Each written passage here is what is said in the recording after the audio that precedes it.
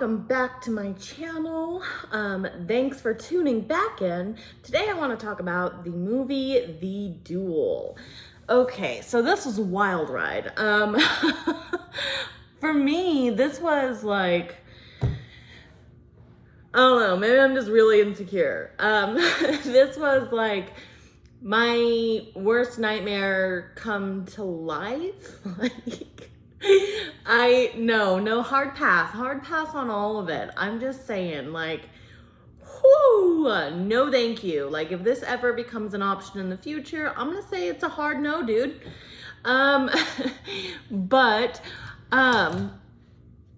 Basically what it is the movie revolves around this idea that terminally ill patients are allowed to clone themselves so that their loved ones do not have to suffer or miss them. And I'm sorry, but what? Like, ma'am, no. Like, maybe I'm selfish, but if I'm gonna die, like, dude, sorry, you're just gonna have to miss my ass, because no, you come visit me at my grave or my ashes, however, I am not cloning myself so you guys can move on. Absolutely not. But that's just me, like, maybe my insecurities are a little, showing through there, but whatever. So, wild ride. In order to get this movie, you are going to need a very dry sense of humor, because it's very monotone and flat, and it's a sci-fi comedy. And I knew nothing about this movie going into it. Like, me and my husband one day, we were just bored and we're just like, oh, what's this? So we turned it on, and at first I was like, this has to be a because I didn't think it was a comedy based on like the picture and the premise, and like and so at first I was like, this has to be a comedy, right? There's no way this is for reals. Like, there's no way. So yeah, because like I started like busting out laughing. I was like, is this supposed to be funny? Because it was. So I was like, okay, well, that makes me feel a little bit better about this. The film was written and directed by Riley Stearns, and he's also known for The Art of Self-Defense. So, overall, I do think it was a really good movie. There's particularly, the main actress, what? Karen Gillan, I think is how you say your name. Yeah, she did great. She's very monotone, and I think it really serves to hit those like really funny moments in it, because like you're almost to the point where it's like, oh my god, this is my worst nightmare. This is my nightmare. Hell no. She almost has like a robotic tone to her, and it's great. Like, it really is.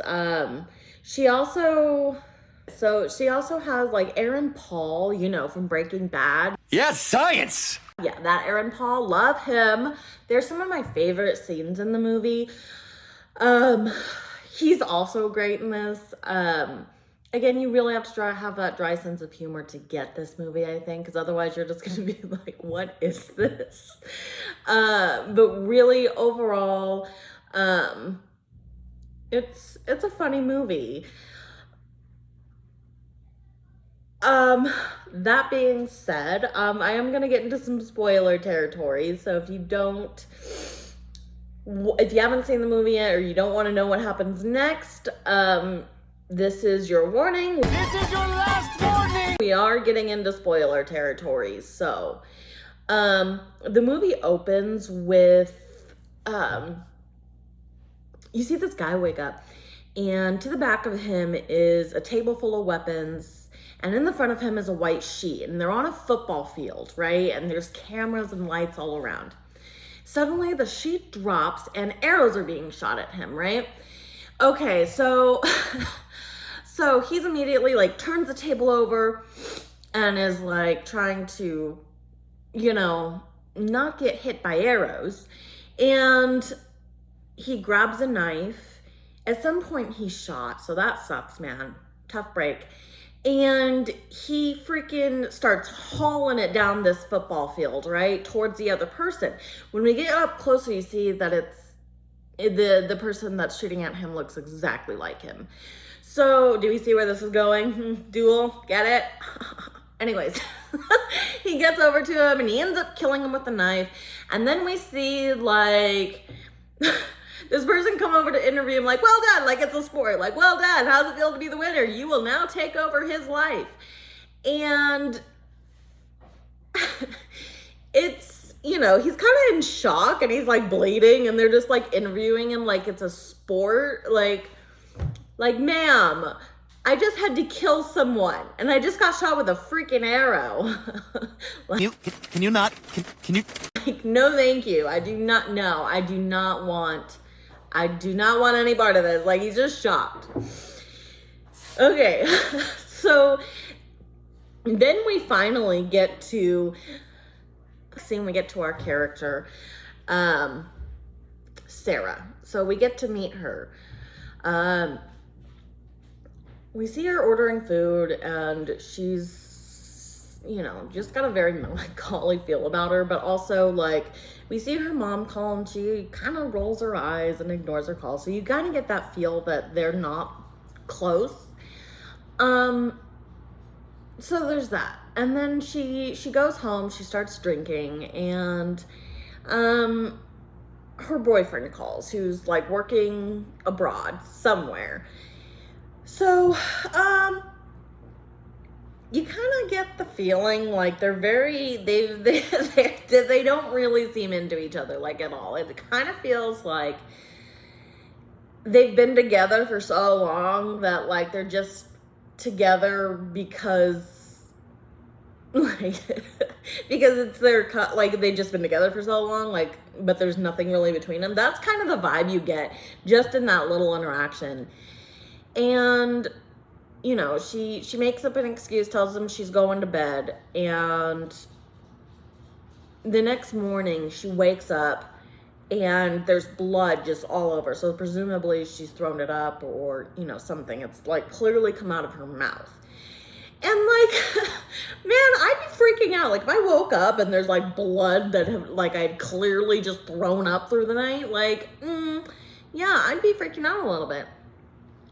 She goes to the doctor and like, you see all of these, she goes to the hospital and you see these people in the emergency room. One's like missing a finger.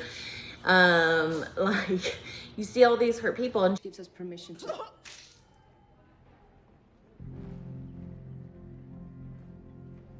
Ma'am, I thought you said this wasn't an emergency.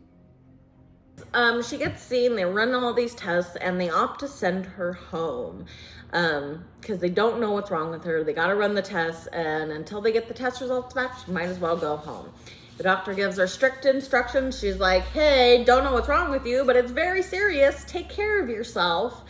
Don't drink, eat healthy, just, freaking take care of yourself.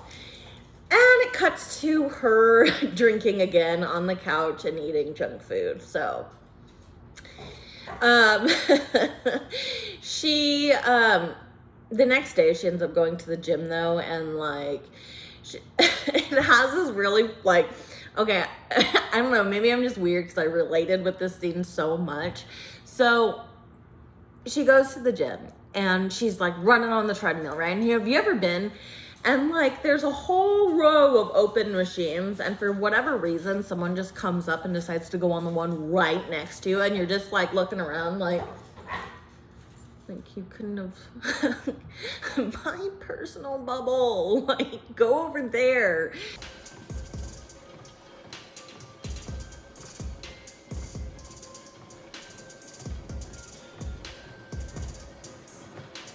Maybe I'm just weird. Maybe I am a little antisocial. Whatever. That's just I related to it. It's like I haven't chuckled a little bit that. That's probably the moment. One of the first moments was like, is this supposed to be a comedy? Because it is. So she goes home and she calls her boyfriend, and she's like, yeah, I feel great. I went and worked out for the first time in a while. I feel better than I have in such a long time. And she's like, I think it was just a cold. It's just a cold. Like, ma'am, no, come on.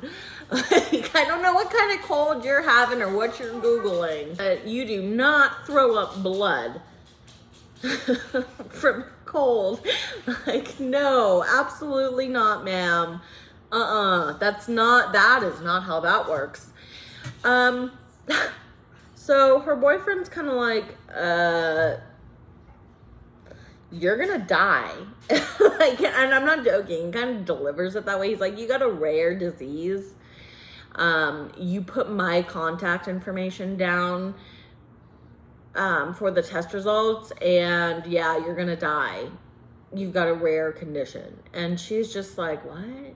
And he's like, yeah. Like, it's so dry but great at the same time.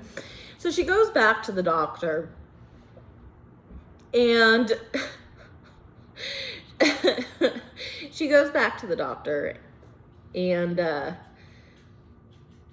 like, what are my chances? And the doctor's like, oh my God, this movie kills me. So the doctor's like, well, it's a rare disease. We don't know much about it. There's no cure, but like, you're gonna die. And she's like, well, what are my odds? And she's like, well, there's a 98% chance that you're gonna die. So you zero chance. And she's like, well, what about, you said it was 98%. What about the 2%? She's like, there's room for error, but you're gonna die. Like, 100%, you're dead. Most people cry when doctors give them bad news, which is why most doctors are depressed. And like, the doctor is like straight up like, she's like, yeah, she's like, so what do I do? She's like, well, you should start planning your funeral. Like, maybe decide if you want to be burned or cremated or buried. Personally, I want to be buried. And goes into this spiel, and I'm just like, this is horrible. Like, the doctor gives one of the worst, like, I can't decide if it's the worst way to get told that you're dying or if it's the absolute best way to get told that you're dying, because like, I don't know, like, I feel like I'm like, I don't know if I really like this doctor. I'm like, okay, please, if I'm gonna die from some incurable disease, please let it be this doctor that tells me, like, just like this. Thank you. But she then hands her a pamphlet, and she's like, so, since you're terminally ill, you do have the option to clone yourself for your loved ones, and you might want to consider it. So she makes an appointment to go see this clinic. And so she gets there, and she's just like, I'm just considering it. I'm just weighing my options. And he gives her the pamphlet. She's like, there's no way I can afford this. And he's like, well, can you put a price on your loved ones not being sad when you die?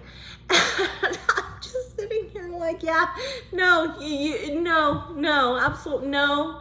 And he goes on to explain that it's fine. We're sensitive to these situations.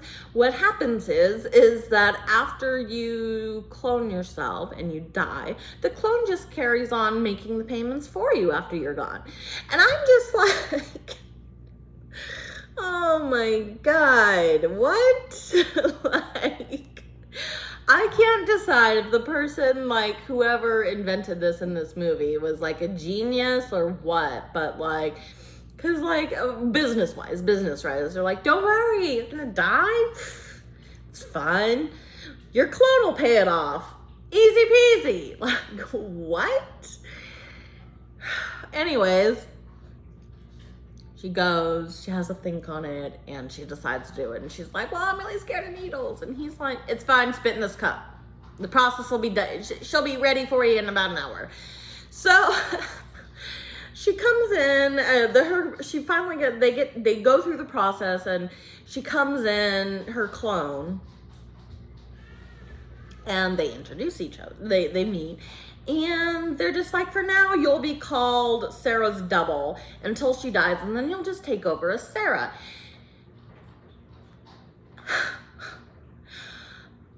Okay. I forgot to mention the commercial for advertising for this place that they show. Like, it's so bad.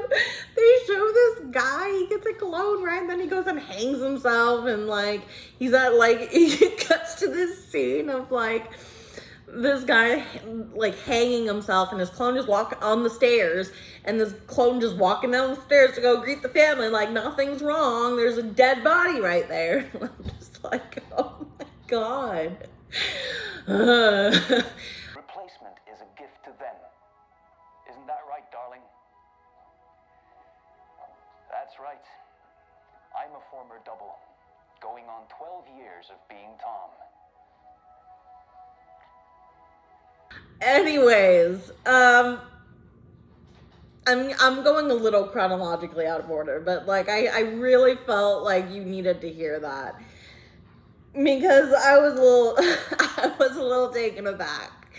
Anywho, so her and her clone, she's meant to hang around her clone, and the clone's meant to get to know her so that she can essentially be as close to Sarah, like have the same similar personality at the very least.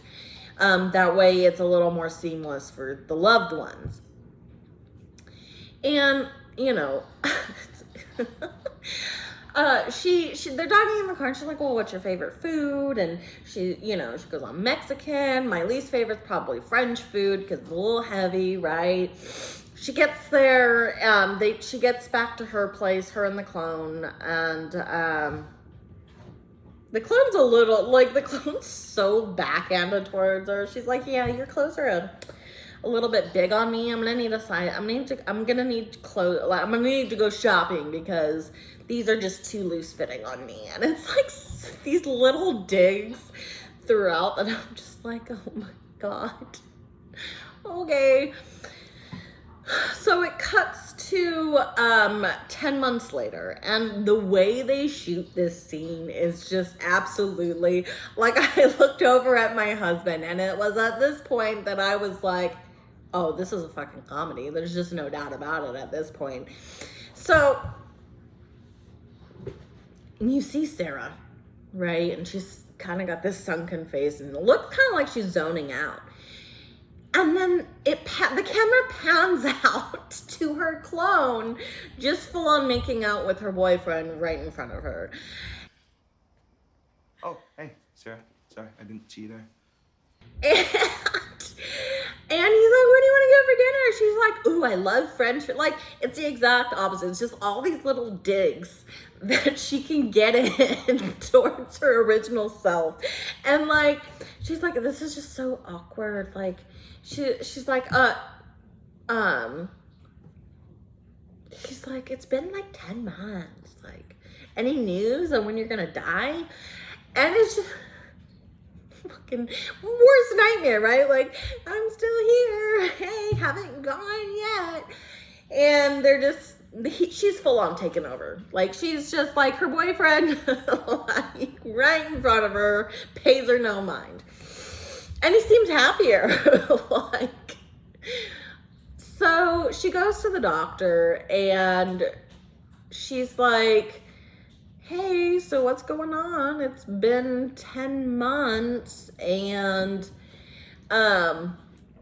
she's like, the doctor's like, oh, great news. You're in remission. And like, she's like, I thought you said there was 0 chance. She's like, I never said that. You know, I told you it was 98% chance you were going to die. And my god, like, this woman, she's like, well, what am I supposed to do now? She's like, I cloned myself. And she's like, oh, well, you're gonna need to contact that bureau, because apparently in this world it's illegal for both, for lack of a better term right now, versions to stay living. So she's like, you're gonna have to have the clone decommissioned. What's decommissioned is pretty much like, I'm sure you can guess what that means, right? So she goes to go tell her mom and her boyfriend, To her surprise, because she hadn't told her mom that she was dying or that there was a clone or anything, the clone's there, and they had been having a full-on relationship behind her back. And surprise, surprise, the mother likes the clone too, a lot more than the original. And so she starts freaking out. She's like, yo, I'm gonna freaking abort you. I'm just like, girl, oh my Lord. So the boyfriend takes her out, Peter. His name's Peter. He takes her outside, and he's like, so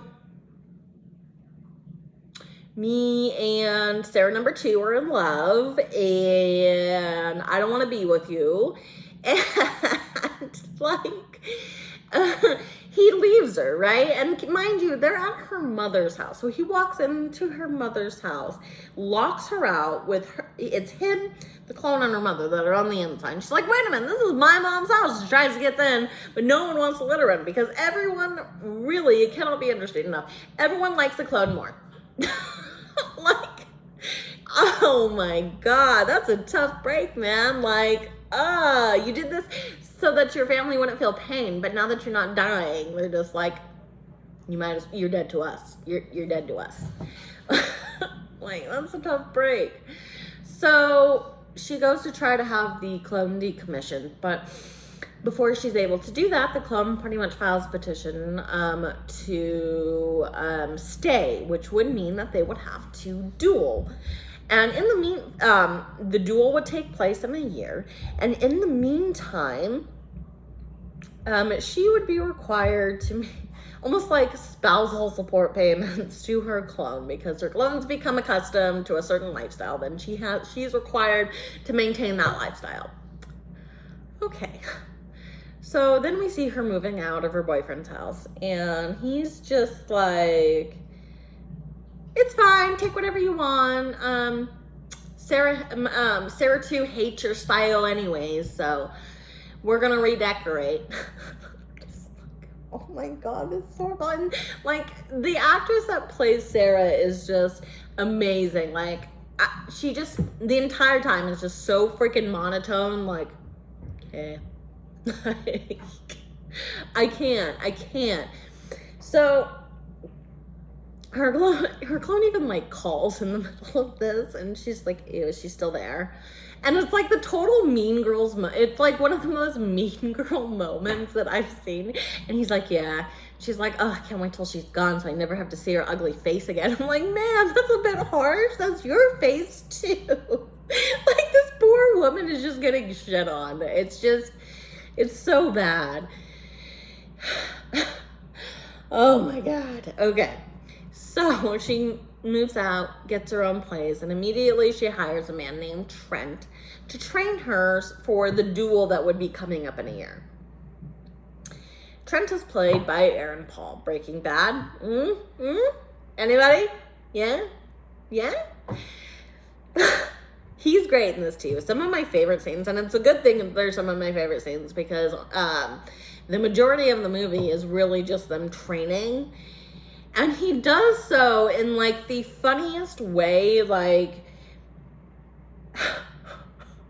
he starts having her work out, which is fine. But then he starts like, he's like, okay, you gotta prepare. Like, I guess he's trying to desensitize her. So he starts her off with like one of the cheesiest movies with gore scenes in it. And he starts slowly building up to more and more gory things. And then all the meanwhile, like, he's training her. They do like almost like, I mean, I've watched people play, but I've never played myself. So maybe this is a bit like from an outsider who doesn't play this game, like that game Magic, where like they're like almost cosplaying, and she's like, he picks up a gun, a pretend gun, and she picks up like they're in the duel, and she picks up a fake weapon, and they're like calling each other. She's like, she picks up a grenade and like throws. He's like, good job. He's like, that would disarm my weapon station. I shoot you though. And she's like, oh, it doesn't land though and hit him. It doesn't hit any major artery. So I'm gonna, and it's just like this whole, it like reminds me of like playing Magic, like that card game Magic. I'm like, this is not, okay. I'm sure this is how it'll go. Sure, carry on. So like at one point, oh my God, he brings his dog and she's like, I'm ready, I can do this. And so he brings his dog in and he's like,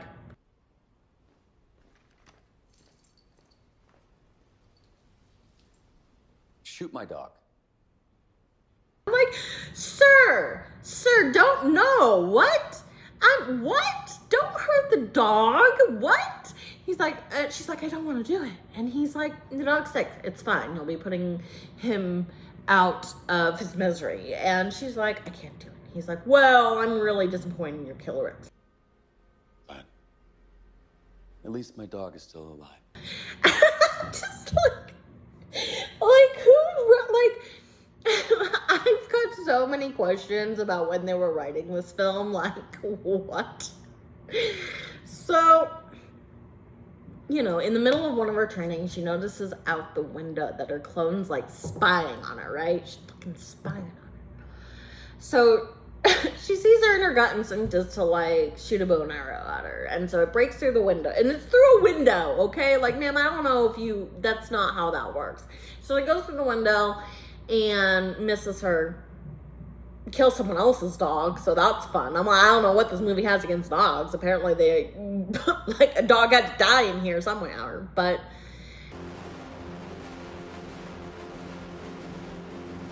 I'm sorry. So she chases after her and finds her. They have this, like, little heart-to-heart.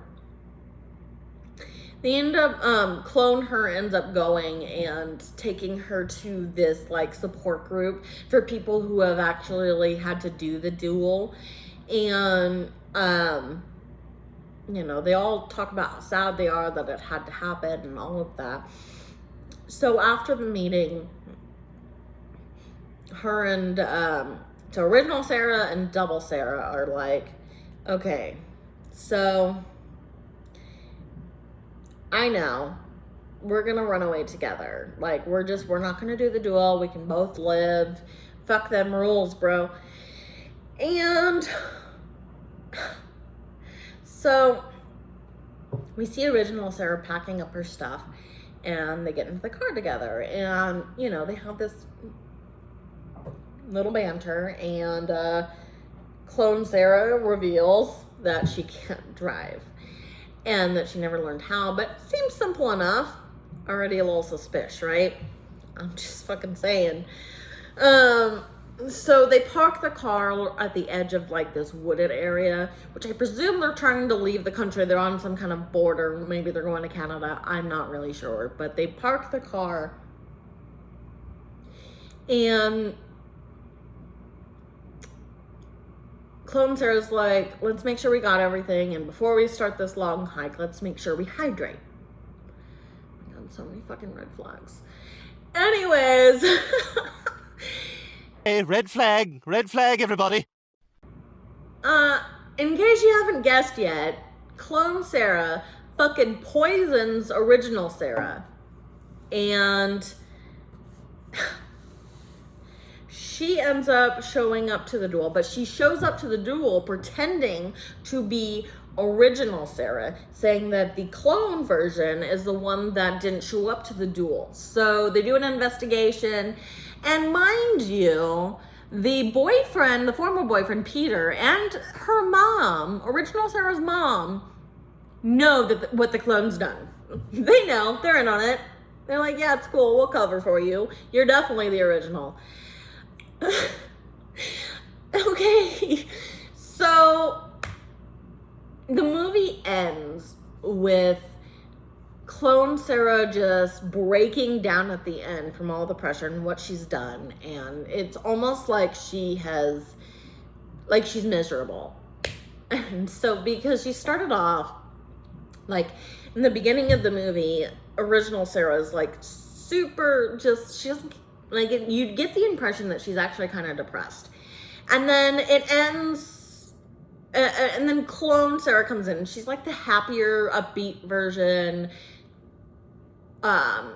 She's more fit than the, I say that, but like, you know, it's played by the same actress. Anywho, you know, the boyfriend starts making remarks, oh, you gotta take care of yourself. You know, you're getting a little flabby, more or less. I'm like, great. Okay, that's where we're going. And I'm just like, it ends with her pulling over the trash car, by the way, because she couldn't drive, right? Clone Sarah couldn't drive. Didn't know how, so she obviously crashed it a whole bunch. And she just stops in the middle of a road and just breaks down crying. And then it's just, that's the end of the movie. I had mixed thoughts on the ending. Like, part of me really likes it, and then the other part of me is like, man, I kind of wish that they had dueled, because, like, original Sarah's, like, kicking ass. She started taking care of herself. But she deserved better than that. All just for her to be outsmarted by her clone who played dirty. I don't know. Kind of, towards the end, I really kind of wanted more for original Sarah. I was like, girl, get it. But, oh man, that's life lesson. Don't clone yourself, folks. Don't do it, because apparently your friends and family and significant others will like them a whole lot more than you. That's what I took away, personally. Anywho, let me know what you thought about this movie. Have you seen it? Let me know if there's anything you want me to cover next, and we'll see you guys later.